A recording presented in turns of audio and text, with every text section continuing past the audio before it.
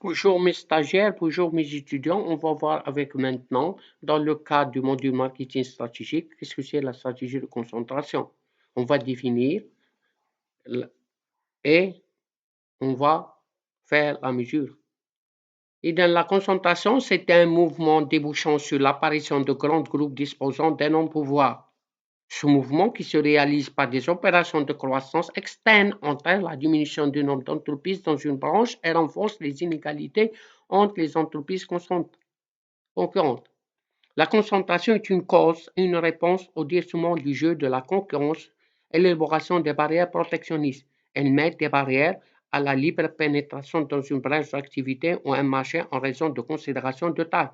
Le niveau de concentration peut se mesurer par la part de marché détenue par les deux, trois ou n plus grandes entreprises d'une branche d'activité.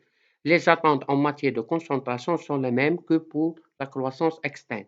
Les fonds de concentration, la concentration horizontale, il consiste à acheter les entreprises directement concurrentes. La concentration verticale, il consiste à racheter des entreprises au sein de la filière économique en amont ou en aval.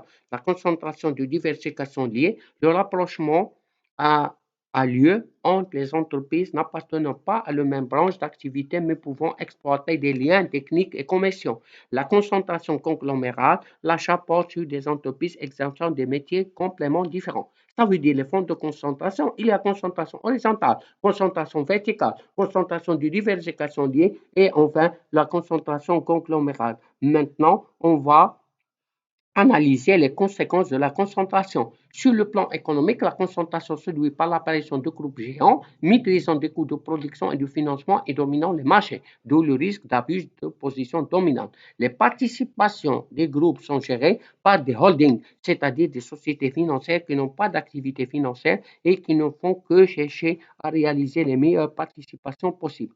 L'apparition des groupes explique la prédominance des marchés oligopolistiques.